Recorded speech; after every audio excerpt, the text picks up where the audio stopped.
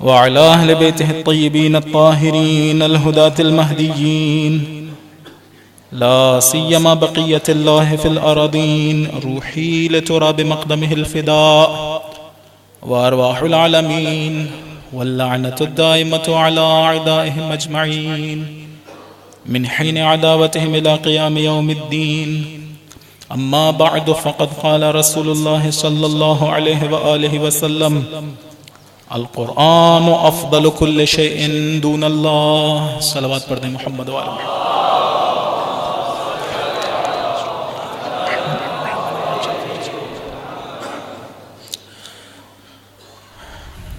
خداوند متعال کا نہایت شکر گزار ہوں کہ اس نے ایک مرتبہ پھر ہم سب کو یہ توفیق عنایت دی کہ ہم یہاں پر جمع ہو کر اس کا اور اس کے پاک بندوں کا ذکر بجا لا سکیں. خدا کی بارگاہ میں دعا ہے کہ ہم سب کے گناہان کبیرہ و صغیرہ کو معاف فرمائے. عزیزان محترم، کل ہماری گفتگو اس بارے میں تھی کہ اگر ہم قرآن سے تمسک کریں اور حقیقی معنی میں قرآن سے تمسک کریں تو اس کے مختلف مراتب ہیں، مختلف درجات ہیں. جتنا اور جس مرتبہ کے ساتھ ہم نے قرآن سے تمسک کیا اتنا ہی قرب ائمہ علیہم السلام سے، اہل بیت علیہم السلام سے ہمارا اسی درجے کے مطابق حاصل ہو جائے گا. گفتگو کے آخر میں نے ایک مطلب یہ بھی بیان کیا تھا کہ ہم لوگ جو اعمال انجام دیتے ہیں، ائمہ علیہم السلام خصوصاً امام زمانہ علیہ السلام، ایک درود پڑھ دیں محمد و آل محمد.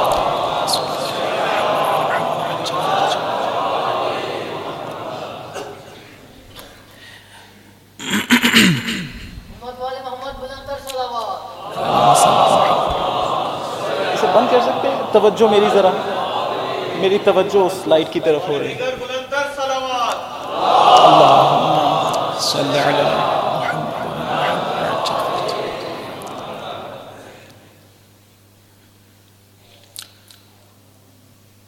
آغا بہجت کہتے ہیں کہ یہ ہمارے کان اور ہمارے زبان میں تھوڑا سا فاصلہ ہے.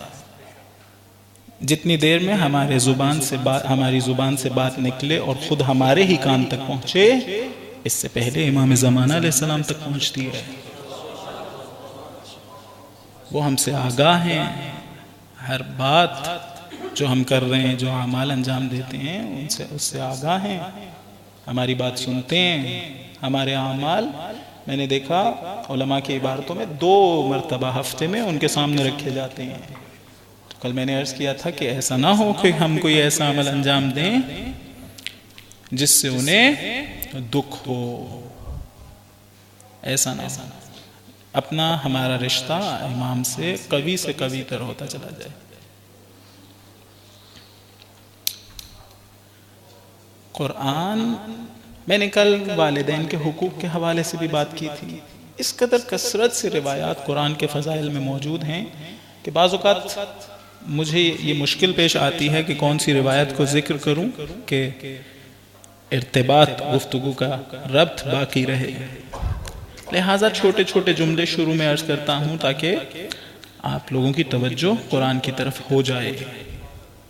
والدین کے حقوق کے حوالے سے کل میں نے کہا تھا نا کہ اگر کوئی شخص تلاوت قرآن کرے اس کے والدین کے گناہ معاف کیے جاتے ہیں، اگرچہ وہ دونوں کافر ہی کیوں نہ ہو.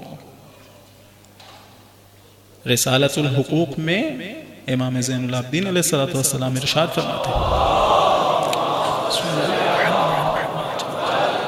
فرماتے ہیں اولاد کا یہ حق ہے، یعنی ڈیوٹی کس کی ہے؟ والدین کی. کیا؟ والدین بھی نہیں، والد کے لیے کہا ہے. حق الولد علی والدہ یا علی الوالد. بچے کا حق یہ ہے کہ اس کا والد، یہ ایک بیماری ہمارے ہاں موجود ہے، دیکھیں یہ دور ہونی چاہیے. کیا کہ ہم سمجھتے ہیں ہماری مردوں کی ذمہ داری کیا ہے؟ پیسہ کمانا. باہر گئے، نوکری کی، پیسہ کمایا، گھر میں دے آئے، بچوں کی فیس دے دی، کپڑے خریدنے کے پیسے دے دیے، تربیت نہیں۔ وہ تو بیگم صاحبہ نے، بچوں کی والدہ نے، انہوں نے کہا ایسی بات نہیں ہے، ایسی بات نہیں ہے۔ مرد کا بچوں کی تربیت میں بہت اہم، باپ کا بہت اہم نقش ہے۔ یہ حدیث کہتی ہے والد پر حق ہے، کس کا؟ بچے کا۔ کیا؟ کہ اس کا اچھا نام رکھے، اس کو اچھے آداب سکھائے۔ دیکھیں، آداب سکھانا، تربیت کرنا کس کی ذمہ داری بتائی جا رہی ہے؟ باپ کی۔ خصوصاً لڑکے کے بارے میں یہ کہا گیا حق الولد علی والدہ علی الوالد۔ تیسرا کیا ہے؟ کہ اسے قرآن سکھائے، یہ بچے کا حق ہے۔ ہم لوگ جتنا مرضی ان حقوق سے اور ان ڈیوٹیز سے، ان فرائض سے چھٹکارا پانا چاہتے ہوں، ادا نہ کریں، اس سے فرق نہیں پڑنا۔ آخرت میں ہمارا حساب اسی سے ہونا ہے، اسی طرح ہونا ہے کہ بھائی آپ کی اولاد تھی، آپ کی ذمہ داری تھی۔ آخرت میں جو چیز کام آنی ہے، ہمارے مرنے کے بعد جو ہمارے کام آنی ہے چیزیں، ان میں ایک یہی ہے نا کہ اولاد صالح، ایک یا اچھی کتاب لکھی ہو، ایک یا صدقہ جاریہ، ایک اولاد صالح۔ مر جاؤں گا اس کے بعد بھی مجھے اس کا فائدہ ملتا رہے گا۔ ان صالح تربیت میں سے، اس صالح تربیت میں سے ایک کیا ہے؟ کہ اس کو تلاوت سکھائیں۔ حضور نے کہا 3 چیزوں کی تربیت دو، ادب سکھاؤ 3 چیزوں کے بارے میں اپنی اولاد کو۔ کیا؟ ایک حب نبیکم، ادبوا اولادکم علی 3 خصال۔ پہلا کیا ہے؟ حب نبیکم، اپنی نبی کی محبت ان کے دلوں میں ڈالو۔ میں نے کہا تھا نا کہ ہمیں تو بچپنے میں نہیں پتا تھا کہ اللہ ایک یعنی کیا، پنجتن 5، امام 12، ہمیں نہیں پتا تھا، لیکن وہ ہمارے والدین محبت ڈال رہے۔ پھر کہا وَأَهْلِ بَيْتِهِ وَأَهْلُ بَيْتِهِ، صرف نبی کی محبت نہیں، اہل بیت کی محبت۔ تیسرا کہا وَتِلَاوَةُ الْقُرْآنِ، ان میں یہ خصلت ڈالو۔ اس کا مطلب ہے یہ میرے لیے ایک ضروری چیز ہے۔ اگر میرے میں یہ خاصیت، یہ خصلت پیدا نہ ہوئی کہ میں تلاوت قرآن کروں، اگر یہ نہ ہوئی تو ایک ضرر ہے جو مجھے ملنا ہے۔ وہ ضرر کیا ہے؟ وہ یہ ہے کہ میں اپنے دین سے بیگانہ رہ جاؤں گا، میں اپنے آپ سے بیگانہ رہ جاؤں گا، میں اپنے ہدف سے بیگانہ رہ جاؤں گا۔ کہا تھا نا کہ اول دین کیا ہے؟ دین کی سب سے اہم ترین چیز کیا ہے؟ خدا کی معرفت۔ خدا کی معرفت کا ایک اہم ترین ذریعہ قرآن نہیں ہے۔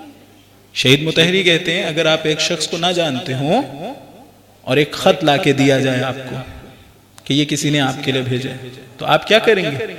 اس عبارت کے ذریعے سے اور ان معارف اور ان باتوں کے ذریعے سے جو اس خط میں رکھے گئے ہیں، آپ اندازہ لگائیں گے کہ اس کو لکھنے والا کیسا ہے۔ خدا کو ہم دیکھ نہیں سکتے، قرآن پڑھیں گے تو ہاں سمجھ میں آئے گا، اچھا یہ ایسی عظیم کتاب کا لکھنے والا ایسی ایسی صفات کا حامل ہے۔ خود خدا نے، روایت میں ہے، خدا کی تجلی ہے خلق کے لیے۔ ایک جگہ پہ کہا گیا ہے خدا کا وعدہ ہے۔ قرآن عہد اللہ الی الخلق، قرآن کے بارے میں کہا گیا کہ یہ خدا کا وعدہ ہے اپنے لوگوں کے ساتھ۔ پھر کہا فَقَدْ يَنْبَغِي لِلْمَرْءِ الْمُسْلِمِ أَنْ يَنْظُرَ فِي عَهْدِهِ، سزاوار ہے مسلمان کے لیے وہ جو سر تسلیم خم کر کے بیٹھا ہے خدا کے سامنے، اس کے لیے سزاوار ہے کیا؟ کہ دیکھے خدا نے اس سے کیا وعدے کیے۔ یہ بھی ایک اور مسئلہ ہمارا، خدا کے وعدے۔ ہمیں بعض اوقات خدا کے وعدوں پہ یقین نہیں ہوتا۔ یہ میں نہیں کہہ رہا، قرآن صراحت سے کہتا ہے وعد اللہ لا یخلف اللہ وعدہ ولکن اکثر الناس لا یعلم۔ خدا اپنے وعدے کی خلافی، وعدہ خلافی نہیں کرتا، لیکن اکثر لوگ یقین نہیں رکھتے، اس بات پہ نہیں رکھتے۔ اگر ایک بہت امیر شخص آپ کے معاشرے میں رہتا ہو اور آپ سے کہے کہ مجھے 1000 روپے ادھار دے دو، قرض دے دو، آپ کیا کریں گے؟ آپ کے پاس اگر 2000 ہوئے نا تب بھی ان میں سے 1000 دے دیں گے. ایکسٹرا اگر 2000 ہوئے تب بھی ان میں سے 1000 دے دیں گے. کیوں دیا؟ اس لیے کہ آپ جانتے ہیں یہ تو بھائی بہت امیر ہے، یہ میرا پیسہ نہیں کھائے گا، یہ میرا پیسہ واپس لوٹا دے گا. اور ممکن ہے میں جو اس کے ساتھ یہ نیکی کر رہا ہوں یا یہ جو میرا امتحان لے رہا تھا، یہ جب میرے 1000 واپس کرے تو کچھ تحفے تحائف بھی ساتھ دے دے. ایک عام انسان کے بارے میں ہم ایسا سوچتے ہیں. خدا کہہ رہا ہے من یقرض اللہ قرضا حسنا فیضاعفہ لہ. کون ہے جو اللہ تعالیٰ کو قرض دے اللہ تعالیٰ اس کو چند برابر کر کے واپس لوٹا دے؟ ایک عام انسان پہ اتنا اعتماد کہ بھائی اس کو ضرورت نہیں. اللہ تعالیٰ کو میرے پیسوں کی ضرورت تو نہیں ہے نا، لیکن اس کے اس وعدے پہ یقین نہیں کرتے ہم لوگ. نہیں کرتے نا. اللہ تعالیٰ کے وعدوں پر ہم جیسے یقین کرنا چاہیے. روایت کہہ رہی ہے یہ عہد خدا ہے. قرآن تمہیں بتا رہا ہے اللہ تعالیٰ نے کیا کیا وعدے کیے. ائمہ بھی یہی کام کرتے ہیں، ہمیں بتاتے ہیں اللہ تعالیٰ نے کیا کیا وعدے کیے. کہا دیکھو اللہ تعالیٰ نے کیا کیا وعدے کیے. اللہ تعالیٰ اپنے وعدے کی مخالفت نہیں کرتا. امام کی حدیث ہے، امام صادق علیہ السلام کی.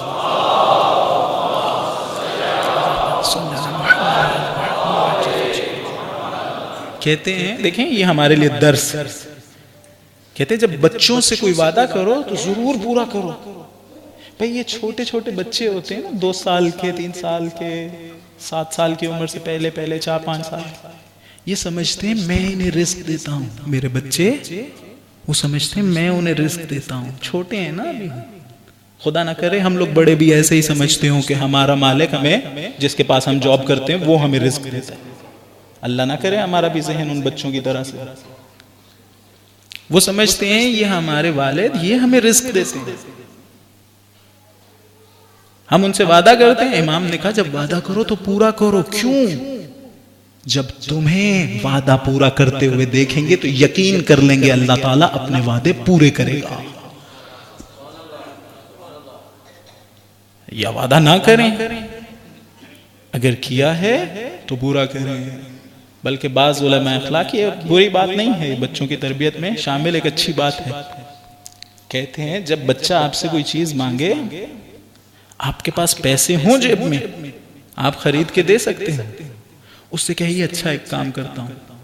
ایسا کرتے ہیں، دعا کرتے ہیں اللہ تعالیٰ سے، اللہ تعالیٰ ہمیں یہ چیز دے دے. بھئی آپ خرید کے ابھی خرید کے لے کے دے سکتے تھے اسے. یعنی نہیں، نہ خرید کے دیں فوراً. کیا کریں؟ کہیں تم بھی دعا کرو، میں بھی دعا کرتا ہوں. پھر 1-2 دن کے بعد خرید کے لے آئیں. کہیں دیکھو اللہ سے ہم نے دعا کی تھی نا، اس نے دے دی. دیا اسی نے، اللہ تعالیٰ نے، میں تھوڑی دیتا ہوں. لیکن اس بچے کو دیکھیں دل میں کیسے اللہ تعالیٰ کی محبت اس کے پیدا ہو رہی ہے. بچوں کے ساتھ بہت محبت سے، بہت پیار سے پیش آنا چاہیے. خصوصاً وہ بچے جب مسجد میں آتے ہیں، وہ بچے جب یہاں امام بارگاہ میں آتے ہیں، اگر کہیں پیچھے بیٹھے ہوئے باہر کہیں کھیل بھی رہے ہوں تو کوئی بات نہیں ہوتی. اس لیے کہ ان کی روح لطیف ہوتی ہے، بہت لطیف. ابھی گناہ نہیں کیے ہوتے انہوں نے. جب گناہ نہیں کیے ہوتے نا تو ایک آواز جو کان میں کھیل رہے ہیں، لیکن ایک آواز کان میں ٹکرا رہی ہے، اس کا اثر ان کی روح پہ رہتا ہے. اگر سو رہا ہو تب بھی تو یہ نہ سوچئے کہ اگر وہ کھیل رہا ہے تو کوئی فائدہ نہیں ہوا. نہیں، اس وقت بھی فائدہ ہوتا ہے. آیت اللہ بہجت کہتے تھے حرم لے کے آؤ اور انہیں کوئی ٹافی، کوئی چیز، کوئی کھلونا دو تاکہ انہیں شوق رہے. اسی طرح مجلس میں کرنا چاہیے ہم سب کو. بچوں کو لے کے آئیں، انہوں نے کہا شاباش آپ لے کے آئے ہیں مسجد میں، نماز پڑھنے کے لیے آئے ہیں، یہ لیں ایک ہدیہ. خیر یہ بات تو ایسے ہی چل پڑی. ایک درود پڑھتے محمد و آل محمد.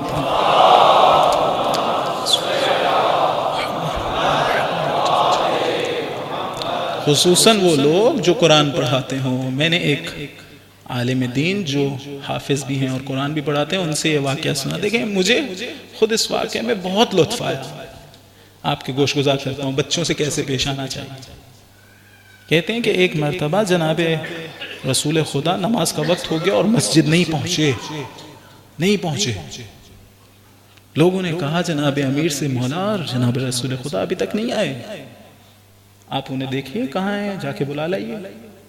جناب امیر کو جب جناب رسول خدا نے آتا دیکھا، بچوں کے ساتھ تھے جناب رسول خدا، جب آ کے آتا ہوا دیکھا تو جناب امیر سے کہا علی ان بچوں کے پاس ایک گھوڑا ہے، کیا خریدنا چاہتے ہو تم؟ مولا نے کہا مولا ایک مٹھی کھجور ہے میرے پاس، ان بچوں کو دیتا ہوں، بچوں کو کھجور اچھی لگتی تھی۔ کہا ہاں ٹھیک ہے، یہ کھجوریں لیتے ہیں اور ہمارا گھوڑا آپ لے جائیے۔ یعنی جناب رسول خدا ان بچوں کے ساتھ کھیل رہے تھے، جناب امیر نے ڈانٹ کے ان بچوں کو یا بغیر کسی ملامت کے جناب رسول پاک کو واپس نہیں لے گئے، بہت محبت کے ساتھ پیش آئے، کھجوریں دیں اور کہا جناب رسول پاک کو لے کے جا رہا ہوں۔ مجھے ذرا سوچ کے بتائیے اس بچے کے دل میں آج سے لے کے تا دم مرگ علی کی محبت نے کیا جوہر دکھائے ہوں گے۔ چھوٹا سا بچہ ہے، ایک رفتار، اب وہ ساری عمر کے لیے مولا کی محبت دل میں لے کے بیٹھ گیا ہوگا۔ انہوں نے ہمیں ڈانٹا نہیں۔ استاد، عالم دین، قرآن پڑھانے والے کی بہت فضیلت ہے، ہم سب کو اسی طرح سے ہونا چاہیے، خصوصاً وہ بچے جو یہاں آ رہے ہوں مسجد میں اور مجلس میں۔ ایک درود پڑھتے ہیں محمد و آل محمد علیہ السلام۔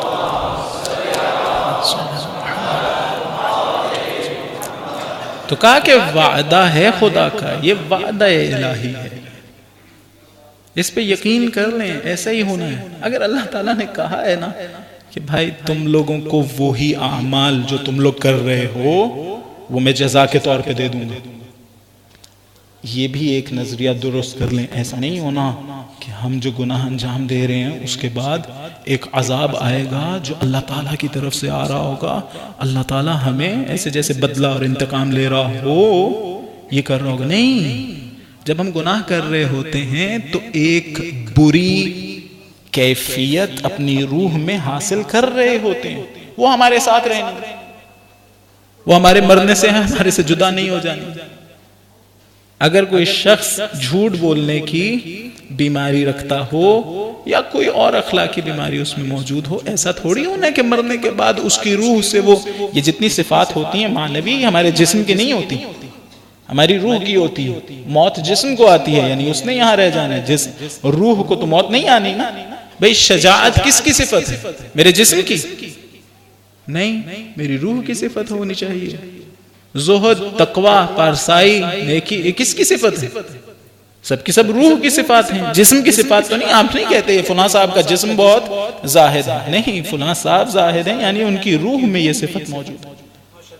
مرنے سے یہ صفات ختم نہیں ہو جانی، یہ ساتھ رہنی ہے۔ اگر اچھی صفات حاصل کی ہیں تو وہ ساتھ رہیں گی، اگر بری صفات حاصل کی ہیں تو وہ ساتھ رہیں گی۔ اسی کو عذاب کہتے ہیں اور اسی کو جزا بھی کہتے ہیں۔ سعادت اخروی، شقاوت اخروی، یعنی اگر میں روح میں بری صفات جمع کی تو اب میری روح کو موت نہیں آنی، وہ میرے ساتھ رہیں گی بری صفات۔ جب میرے ساتھ بری صفات رہیں گی تو ایک جہنم کی کیفیت میں رہوں گا نا۔ میں نے پہلے بھی عرض کیا تھا جہنم اور جنت اس طرح سے نہیں ہے جس طرح سے ہم لوگ تصور کرتے ہیں۔ جناب فضہ سلام اللہ علیہ کا واقعہ میں نے عرض کیا تھا آپ کے ساتھ۔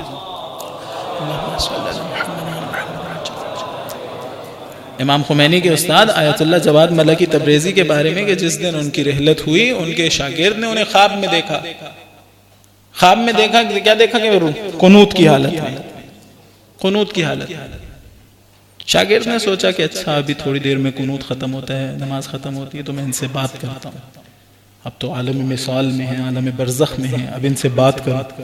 یہ بھی ایک درس ہے کہ ایسا نہیں ہے کسی کے مر جانے کے بعد وہ ہمیں کچھ بھی نہیں بتا سکتا، کوئی ہدایت نہیں کر سکتا اور ہمارا اس سے رابطہ نہیں ہو سکتا۔ خیر ایک الگ بحث ہے۔ تو یہ انتظار کرتے رہے شاگرد، کافی دیر جب ہو گئی تو کہتے ہیں میں نے ایک آواز سنی، وہ کہہ رہے تھے کہ دیکھو اگر قیامت تک انتظار کرتے رہو گے تو کرتے رہو، ان کا قنوت ختم نہیں ہونا۔ کیوں؟ اس لیے کہ جب یہ دنیا میں موجود تھے اللہ تعالیٰ سے کہا اللہ تعالیٰ میری برزخ قنوت کے حالت میں قرار دے، یعنی ان کی جنت یہ ہے یا انہیں وہ کیفیت جس میں یہ اللہ تعالیٰ سے بات کر رہے ہوں، یہ سب سے زیادہ پسند ہے۔ خدا نے ان کی برزخ اس کیفیت میں، ایک صاحب تھے، انہوں نے ڈول پھینکا کنویں میں، نکالا تو ہیرے جواہرات نکلے، عالم دین تھے، انہوں نے واپس الٹا دیا، پھر ڈالا، پھر اسی طرح سے، تیسری مرتبہ جب ایسا ہوا تو گریہ کیا، خدا سے کہا خدایا مجھے تو پانی چاہیے، میں وضو کروں اور نماز شب پڑھ لوں، مجھے تو نہیں یہ چیزیں چاہیے۔ اس کی جنت کہاں ہے؟ اس کی جنت خدا سے بات کرنے میں ہے۔ ہر شخص کی جنت مختلف ہو جائے گی، ہم لوگ بھی اس طرح سے ہوں گے۔ ممکن ہے کسی کی جنت زیارت ائمہ ہو کہ خدایا ہر وقت ہر روز زیارت ائمہ نصیب ہو۔ ایک درود پڑھ دے محمد و آل محمد علیہ السلام۔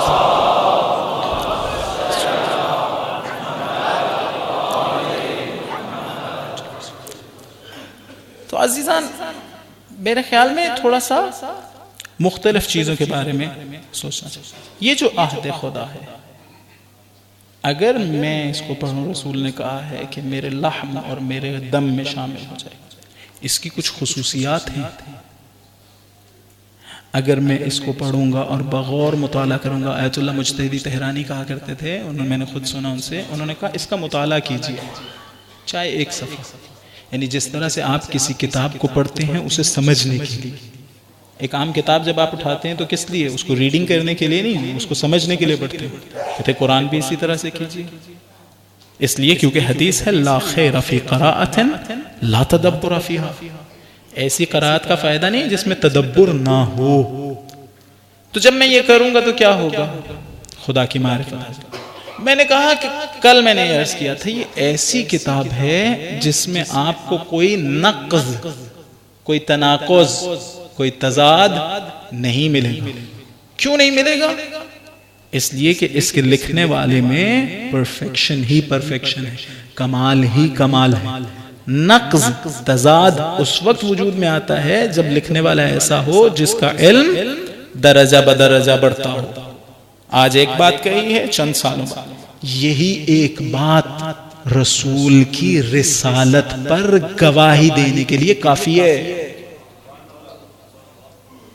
رسول کی رسالت پر گواہی دینے کے لیے یہ ایک بات کافی ہے۔ میں نہیں کہتا، قرآن نے کہا ہے افلا یتدبرون القرآن، کیا یہ نہیں دیکھتے قرآن کو، اس کی آیات آگے پیچھے رکھ کے نہیں دیکھ لیتے؟ یعنی ایک جو شروع سے آیت اٹھائی جائے، ایک آخر سے اٹھائی جائے، کیا یہ ایسا کر کے نہیں دیکھ لیتے؟ وَلَوْ كَانَ مِنْ عِنْدِ غَيْرِ اللَّهِ لَوَجَدُوا فِيهِ اخْتِلَافًا كَثِيرًا، اگر یہ اللہ تعالیٰ کے علاوہ کسی اور کی طرف سے آئی ہوتی تو اس میں اختلاف ہوتا۔ اختلاف کا نہ ہونا دلیل ہے اس بات پہ کہ یہ اللہ کی طرف سے آئی ہے، اور جو لایا ہے وہ اللہ کا نمائندہ ہے۔ حضور کی رسالت پر یہ دلیل ہے۔ میں کہتا ہوں وہ شخصیات، ایک یہ صفت ہے، ایک اور صفت قرآن کی جو عام کتابوں میں نہیں ہے، وہ یہ کہ قرآن فقط و فقط حق گوئی کرتا ہے، حقیقت بتاتا ہے اور کچھ نہیں۔ جو میں لکھ رہا ہوں، جو میں لکھتا ہوں یا کوئی بھی عالم دین لکھتا ہے، وہ یہ نہیں کہہ سکتا کہ ہر بات جو میں نے کی ہے وہ عین حقیقت ہے۔ اس کے فہم میں اسی طرح ہے، اس کو جو سمجھ میں آیا وہ یہی تھا، لیکن وہ اپنے میں اپنی عبارتوں میں غلطی کا احتمال دیتا ہے، کہتا ہے ہو سکتا ہے غلط ہو، مجھے غلط سمجھ میں آئی۔ جبھی تو بعد میں آنے والے علماء ان کی باتوں کو نقد کر رہے ہوتے ہیں، کہتے ہیں کہ ان سے فلاں بھول چوک ہو گئی ہے، ایسے نہیں، بات ایسے ہونی چاہیے۔ قرآن میں ایسا نہیں ہوتا، قرآن جو کچھ کہہ رہا ہوتا ہے حق ہے، عین حق۔ الم یأن للذین آمنوا ان تخشع قلوبهم لذکر اللہ وما نزل من الحق۔ ایک درود پڑھ دیں محمد و آل محمد علیہ السلام۔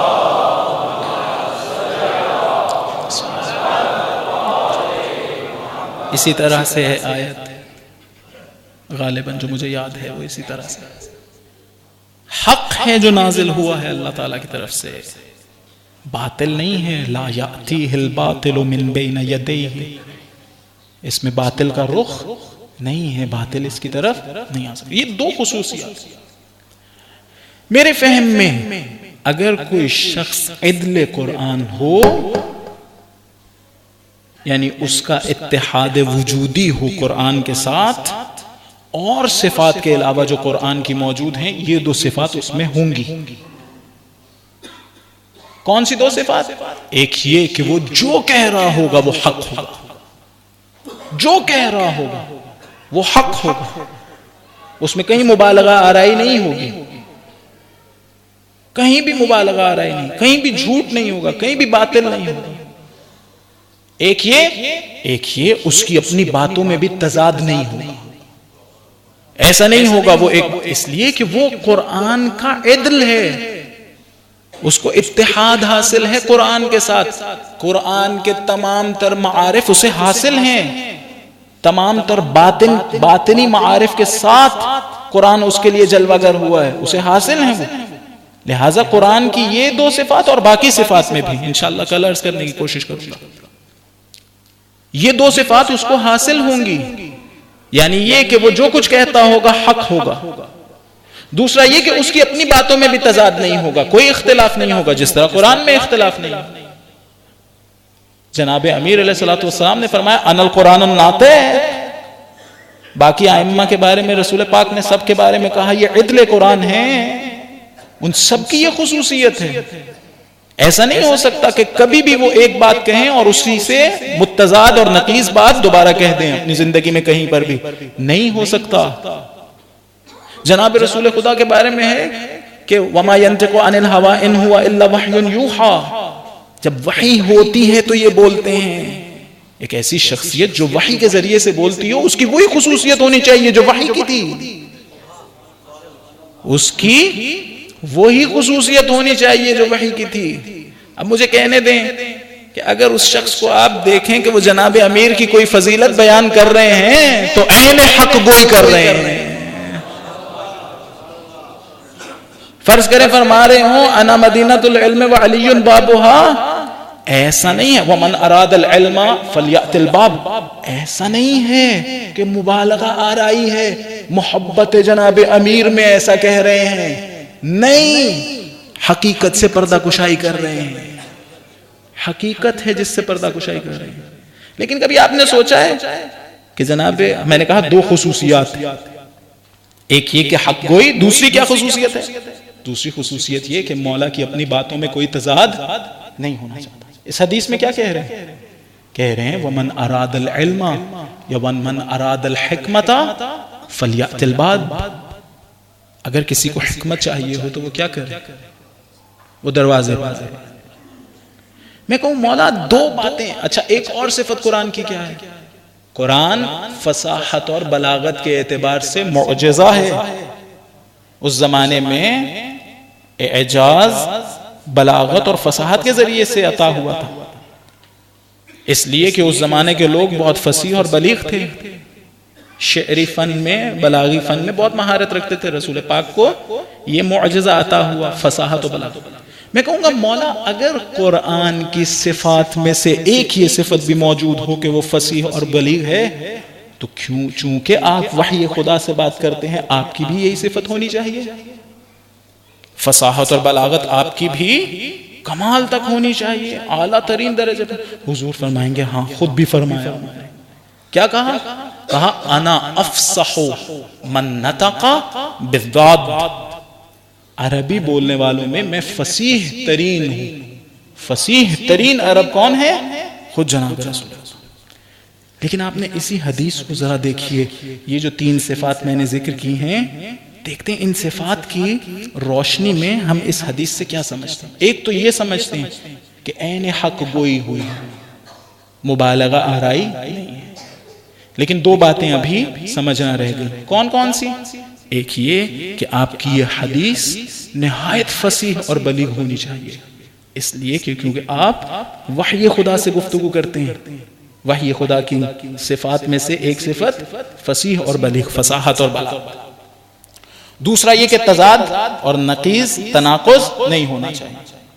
میں کہوں مولا اگر ہم لوگوں نے اپنی زبان میں یا حتی عربی زبان میں بلکہ ہر زبان میں جب بیان کرنا ہو کہ فلاں صاحب بہت بڑے عالم ہیں تو کیا کہتے ہیں؟ ادبی عبارت جو استعمال کرتے ہیں وہ کیا استعمال کرتے ہیں؟ وہ کہتے ہیں بھئی فلاں تو علم کا سمندر ہے. کیا کہتے ہیں؟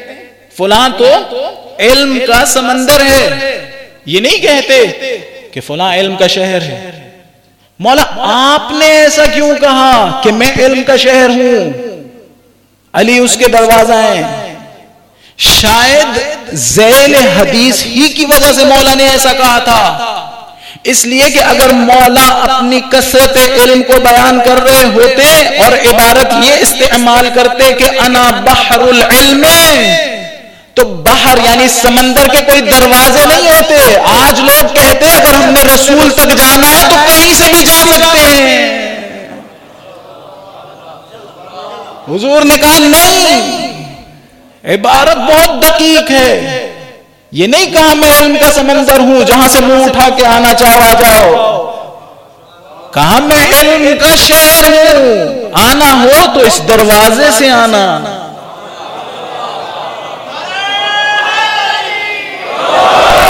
بھئی اگر کہہ دے میں علم کا سمندر ہوں، فصیح ترین ہے نا. فصاحت کے اعتبار سے عربی میں کیا عبارت استعمال ہوتی ہے اگر بہت زیادہ علم بیان کرنا؟ بھئی فلاں تو علم کے سمندر ہیں، لیکن سمندر کے دروازے نہیں ہوتے. کہنے والا کہتا ان تک جانا ہو تو کہیں سے بھی چلے جاؤ. حضور نے کہا نہیں، میں علم کا شہر ہوں، اس کے دروازے ہیں. اب چاہیے ہو وہ علم تو آؤ دروازے پر. یا یہ اچھا دوسرا مسئلہ، ایک درود پڑھ دیں محمد و آل محمد پر.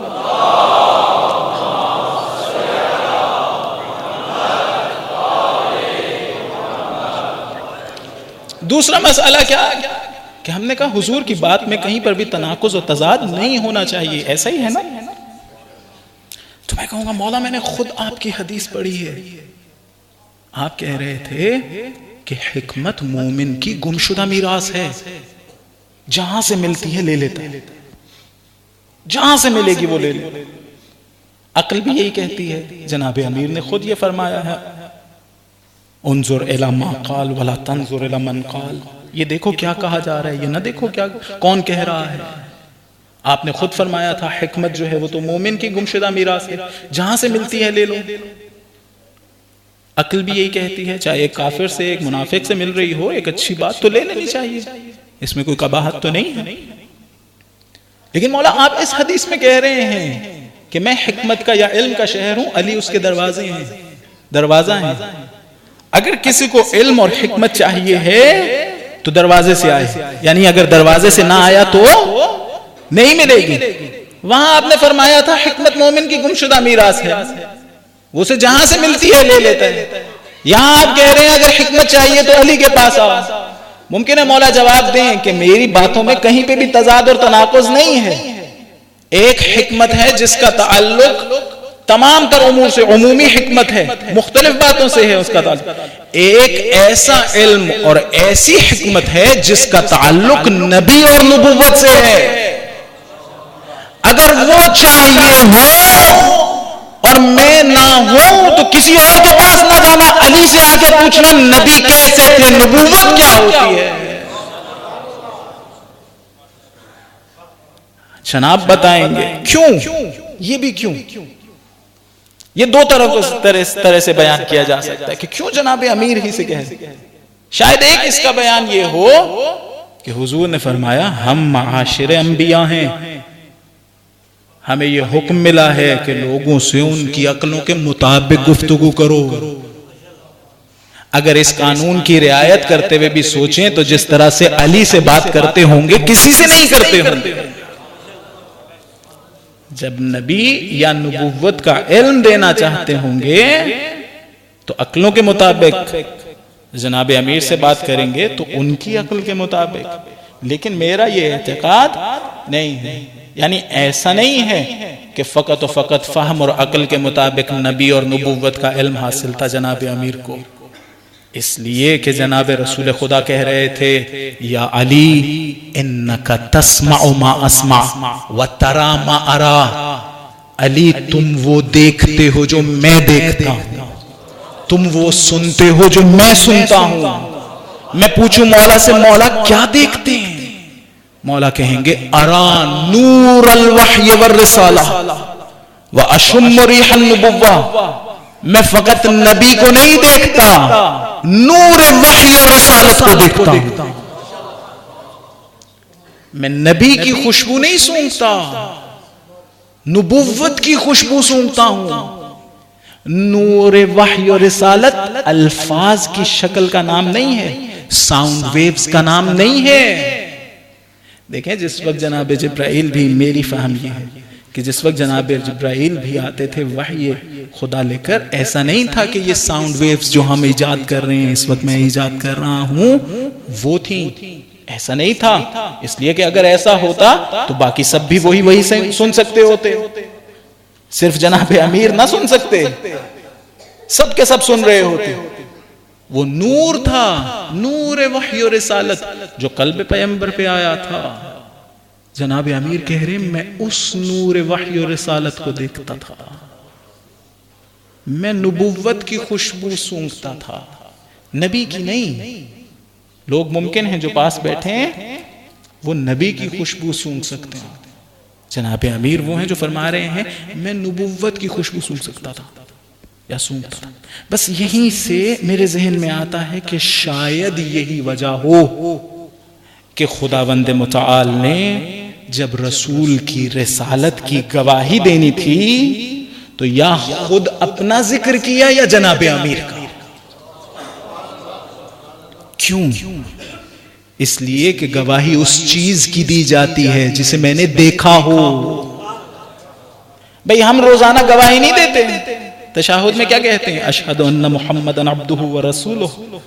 ایک درود پڑھتے ہیں محمد و آل محمد علیہ السلام.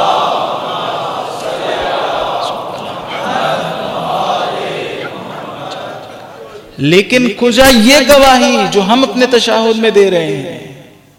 کجا وہ گواہی جو جناب امیر دے رہے تھے؟ قُلْ كَفَى بِاللَّهِ شَهِيدًا بَيْنِي وَبَيْنَكُمْ وَمَنْ عِنْدَهُ عِلْمُ الْكِتَابِ.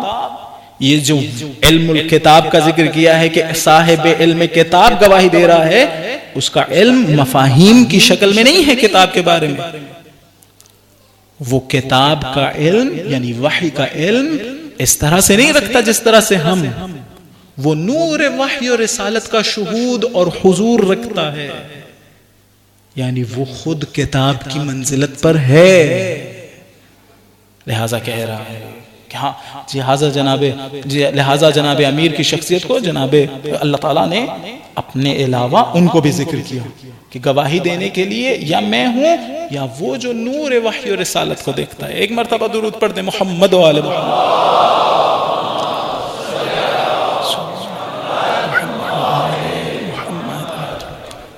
تو دیکھا کس طرح سے یہ تین صفات حقانیت کو بیان کرنا، یہ آپ تمام تر ائمہ کی اگر سیرت پڑھنا شروع کریں تو اس میں آپ کو نظر آئے گا.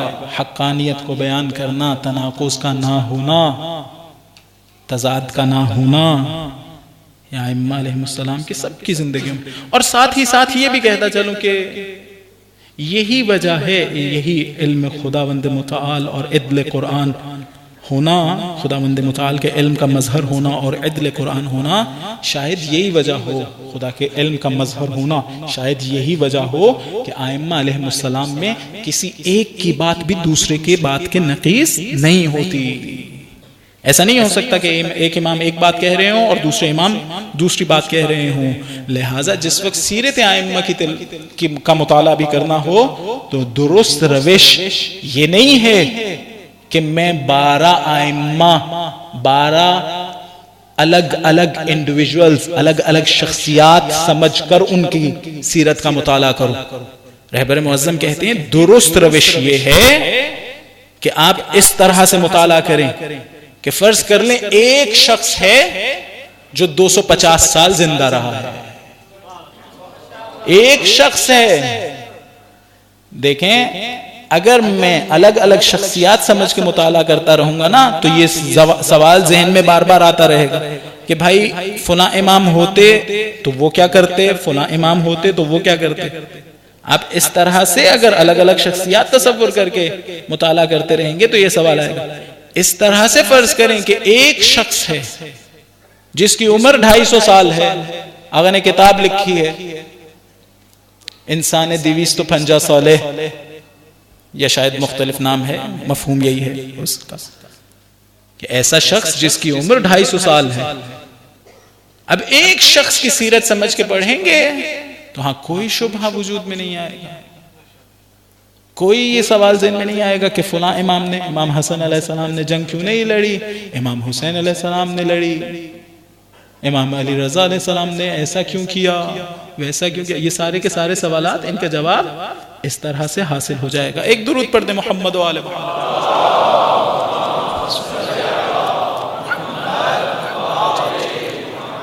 لیکن جاؤں تو پڑھوں تو ایک بری بات جو ہمارے معاشرے میں بری طرح سے اور بہت شدت کے ساتھ رائج ہو چکی ہے، وہ کتاب کا نہ پڑھنا ہے. عمومی حیثیت سے اس بیماری میں ہم سب مبتلا، نہ فقط یہ کہ قرآن نہیں پڑھتے اور اس کا مطالعہ نہیں کرتے. آیت اللہ مصباح یزدی نے ایک کتاب لکھنی تھی قرآن شناسی کے موضوع پر، 500 مرتبہ انہوں نے اس کا مطالعہ کیا. تلاوت نہیں، مطالعہ، ریڈنگ نہیں کی، سمجھنے کے لیے قرآن پڑھا کہ میں نے قرآن سے ہی متعلق ایک کتاب لکھنی ہے، تو 500 مرتبہ انہوں نے اس کا مطالعہ کیا. میں کم از کم زندگی میں چند مرتبہ تو یہ کام کروں کہ قرآن کا مطالعہ کروں، دیکھوں کہ وہ کیا کہہ رہا ہے مجھ سے، اللہ تعالیٰ مجھ سے کیا کہہ رہے ہیں. نہ فقط قرآن، ہم عام طور سے کتاب، کوئی بھی کتاب نہیں پڑھتے. ہم ایک فلم کی سی ڈی لگا کے تو 3 گھنٹے تک بیٹھ سکتے ہیں. ائمہ علیہ السلام کی معرفت حاصل کرنے کے لیے آدھا گھنٹہ نہیں دے سکتے دن میں. یہ درست نہیں ہے، یہ درست نہیں ہے. رہبر معظم آج سے کئی سال پہلے فرما رہے تھے کہ میں اور میرے گھر والے سب رات کو سونے سے پہلے کتاب پڑھ کے سوتے ہیں. یعنی بچوں سے لے کے بڑوں تک سب کی عادت ہے کتاب. میں بھی اپنے بچوں میں، جب میرے بچے مجھے کتاب پڑھتا نہیں دیکھیں گے تو کیسے کتاب پڑھیں گے، لیکن اگر مجھے کتاب پڑھتا دیکھیں گے کہ میں ائمہ علیہ السلام کی معرفت حاصل کرنے کے لیے زحمت برداشت کر رہا ہوں، کتاب پڑھ رہا ہوں، خرید رہا ہوں، وہ بھی یہ کام کریں گے. ہماری بھی یہ ذمہ داری. خالی زبان سے کہنا کہ امام مجھے آپ سے بہت محبت ہے، یہ کافی نہیں ہے، یہ کافی نہیں. ایک درود پڑھ دیں محمد و آل محمد.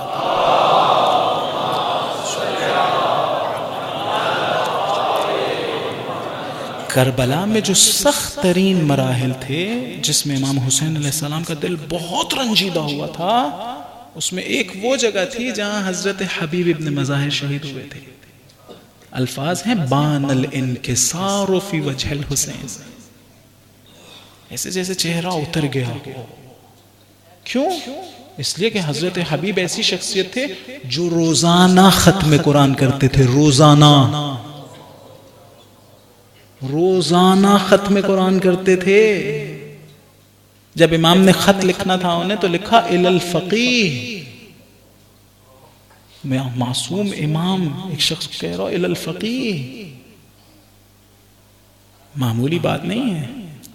شب عاشور تلاوت قرآن، نماز، تلاوت قرآن یہ کرتے رہے تھے. یہ سیرت ائمہ علیہ السلام ہے، یہ سیرت اصحاب ائمہ علیہ السلام ہے. میں کیسے اس سے دور ہو جاؤں؟ ائمہ کا قرب قرآن سے اس قدر شدید ہے کہ سر اور جسم میں جدائی ہو سکتی ہے، قرآن اور سر میں جدائی نہیں ہوتی. جسم سے سر اتار کے لے جائیں، جدا کر لیں جسم سے، قرآن سے جدا نہیں ہو سکتا. قرآن سے جدا نہیں ہو سکتا. امام علی علیہ السلام کو جناب رسول خدا کہتے ہیں علیک بالقرآن فی کل حال. جو مجھے یاد ہے روایت وہ اس طرح سے کہا ہر حالت میں قرآن سے تمسک اور اس سے اتخاذ کرتے رہو، یعنی قرآن سے جڑے رہو ہر حال میں، کسی ایک حالت میں بھی نہیں کہ ایسا نہ ہو کہ قرآن کے ساتھ نہیں. امام علی علیہ السلام اسی طرح سے تھے. ہمیں ضرورت ہے کہ ہم بھی اسی طرح سے امام کے نقش قدم پر چلیں، تب ہم حقیقی علوی اور حسینی ہوں گے. ورنہ خالی بغیر سوچے سمجھے، بغیر معرفت کے گریہ جب ہم کرتے ہیں یہ چند طرح کا ہوتا ہے، سب کا گریہ ایک ساتھ ایک برابر نہیں ہوتا، سب کا مجلس میں بیٹھنا بھی ایک برابر نہیں ہوتا، ہر ایک کا مرتبہ، ہر عزادار کا مرتبہ جدا ہوتا ہے، اس کی معرفت کے اعتبار سے، اس کے نیت کے اعتبار سے، ہر ایک کا جدا ہوتا چلا جاتا ہے۔ لہٰذا ہمیں ایک مرتبہ ضرورت ہے ائمہ کی طرف بھی واپس لوٹنے کی، قرآن کی طرف بھی عملی اعتبار سے واپس لوٹنے کی۔ اور ائمہ اگر ہم سے یہ توقع نہ کریں، کہا کونوا لنا زینا ولا تکونوا علینا شیئا، ہمارے لیے باعث زینت بنو، ننگوار نہ بنو۔ کیا ممکن ہے کہ جناب امیر جو فرما رہے ہوں ان القرآن الناطق، اور جناب رسول خدا کہہ رہے ہوں کہ آپ قرآن لے لیں اور قرآن کے ساتھ جڑے رہیے، ممکن ہے جناب امیر کا شیعہ قرآن سے تمسک نہ کرتا ہو، دن میں ایک دفعہ بھی قرآن نہ کھولتا ہو؟ کیسے ہوتا ہے؟ درست نہیں ہے نا۔ قرآن کی صریح آیت ہے جو کہہ رہی ہے کہ قیامت کے دن جناب رسول خدا شکوہ کریں گے، رسول خدا سے کہیں گے ان قوم اتخذوا ھذا القرآن مہجورا، خدایا یہ میری قوم نے قرآن چھوڑ دیا۔ بعض لوگوں نے کہا یا یہ قرآن جو رسول پہ نازل ہوا تھا، یا وہ قرآن ناطق اس کا ساتھ چھوڑا تھا۔ میں ایسا نہ کروں، اگر میں قرآن سے تمسک کروں گا، جان لیجئے میں اگر قرآن کا مطالعہ، جان لیجئے ائمہ سب کے سب ہم سے راضی ہو جائیں گے اور خوش ہو جائیں گے۔ میں نے کل بھی کہا تھا، لوگوں نے بہت دکھ دیا ہے، وہ اعلیٰ ترین ہستیاں، وہ اپنے ان مانوی کمالات کی وجہ سے ان کو برداشت کرتے رہے ہیں۔ جس وقت جناب امیر کو ضربت لگی تھی، جناب امیر علیہ السلام کا سر امام حسن علیہ السلام کی آغوش میں تھا، ایک مرتبہ بے ہوش ہو گئے تھے۔ امام حسین علیہ السلام آئے، جناب امام حسن علیہ السلام تھے، امام حسن علیہ السلام کے آنسو جناب امیر کے چہرے پہ پڑے، آنکھیں کھولی تو کہا حسن نہ رو۔ امام حسین علیہ السلام کو دیکھا، آنکھیں سرخ ہو چکی ہوں گی، کہا حسین نہ رو، کوئی بھی نہ روئے۔ پھر کہا مجھے اٹھا کے لے چلو گھر۔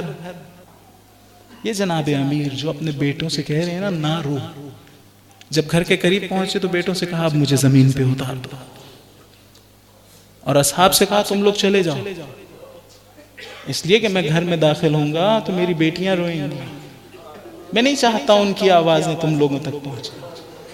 رہبر معظم نے یہ مصائب پڑھے، کہتے ہیں جس وقت جناب امیر کو گھر میں لے جایا گیا، جناب زینب نے گریہ شروع کیا، جناب ام کلثوم گریہ کر رہے، وہی علی جو امام حسن سے کہہ رہے ہیں نہ رو، امام حسین سے کہہ رہے ہیں نہ رو، جب دیکھا نا زینب رو رہی، خود بلند بلند گریہ کرنا شروع کر، جب دیکھا نا حضرت ام کلثوم رو رہی، اب جناب امیر سے برداشت نہ ہوا، بیٹوں سے کہہ رہے تھے تم لوگ نہ رو، بیٹیوں کو روتا دیکھا تو خود گریہ شروع کر دی، خود گریہ کرنا شروع کر دی۔ مولا نے بتایا تھا نا جناب زینب کو، اسی کوفے میں تمہیں رسن بستہ لایا جائے، یہ آسان بات نہیں ہے۔ میں نے خود آیت اللہ سیبویہ کی ویڈیو دیکھی ہے، کہتے ہیں ایک بلند پایا عالم دین کے سامنے ایک شخص مصائب پڑھ رہا تھا، ہم لوگ کو وہ پاکیزگی حاصل نہیں ہے کہ ہم ان مصائب کو درک کر سکیں، جن کو پاکیزگی حاصل تھی ان کی کیفیت سنی۔ جو مصائب پڑھ رہا تھا اس نے کہا دخلت زینب علی ابن زیاد، جناب زینب عبداللہ ابن عبیداللہ ابن زیاد کے دربار میں، اس عالم دین نے گریہ کرنا شروع کیا، کہا بس اور نہ کچھ پڑھو، کیوں؟ کہاں زینب؟ ہم لوگ اسی معاشرے میں رہتے ہیں، پتہ ہو نا ایک جگہ لوگ شراب پی رہے ہیں، ہم مرد ہیں، ہم لوگ تو مرد ہیں، اتنے شریف بھی نہیں ہیں جتنے وہ، لیکن ہم نہیں جا سکتے، نہیں جا سکتے، پتہ ہے کہ شراب کی محفل ہے۔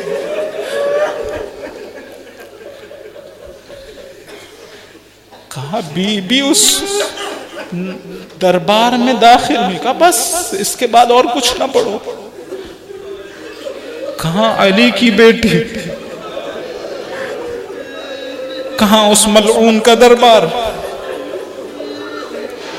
میرے دادا مرحوم پڑھا کرتے تھے ایک واقعہ شجرہ طوبہ میں سے.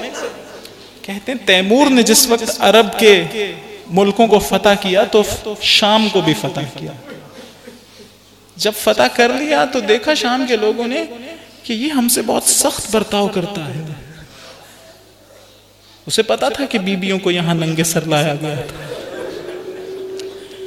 سب لوگ جمع ہوئے, کیا کیا جائے؟ کہا اس سے قرابت پیدا کر لیتے ہیں. اس کے پاس گئے, کہا ہم چاہتے ہیں ہمارے بادشاہ کی بیٹی سے تمہاری شادی ہو جائے. اس نے کچھ سوچا, اس کے بعد کہا ٹھیک ہے.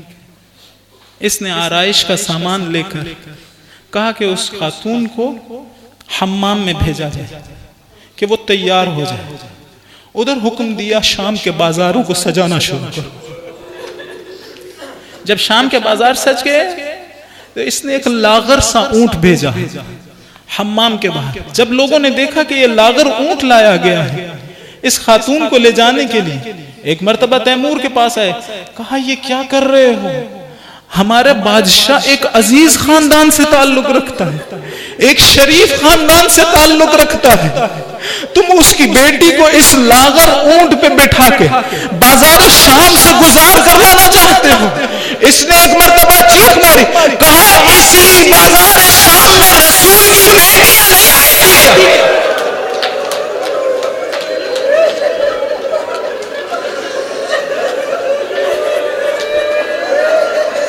رسول سے زیادہ کون شریف ہے؟ کون باشرف ہے رسول سے زیادہ, ان کے خاندان سے زیادہ؟ کوفے سے اس قافلے کو بھیجا گیا یزید کے دربار میں, لیکن کوفے کا بازار بھی سجایا گیا تھا. دھوپ میں کھڑا رکھا گیا تھا بچوں کو اور عورتوں کو. ابھی بازار نہیں سجے. پھر وہ مرحلہ بھی آیا, میں نے بعض علماء سے سنا ہے, جس وقت بازار کی بھیڑ دیکھی جناب زینب نے کہا شمر ہمیں کسی اور رستے سے لے جائے.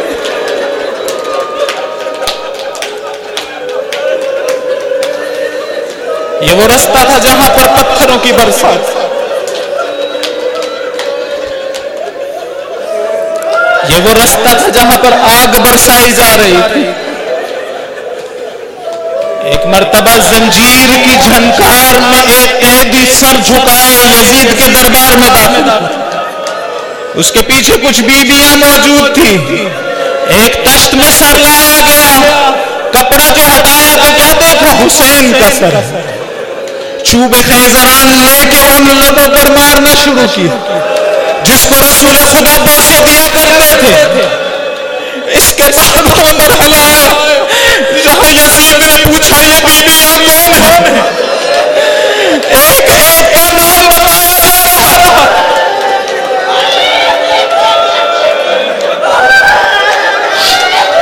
اجرکم اللہ.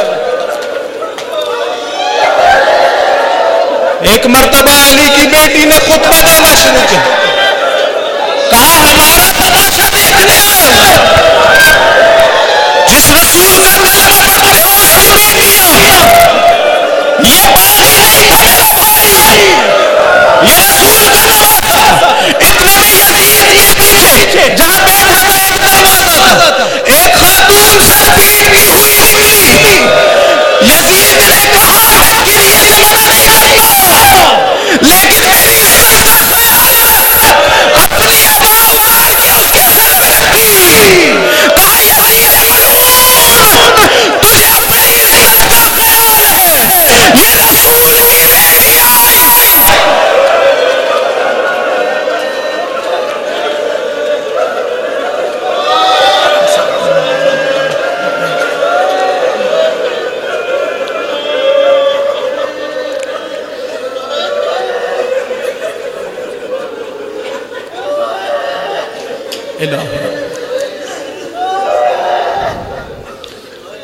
الہی بحق فاطمہ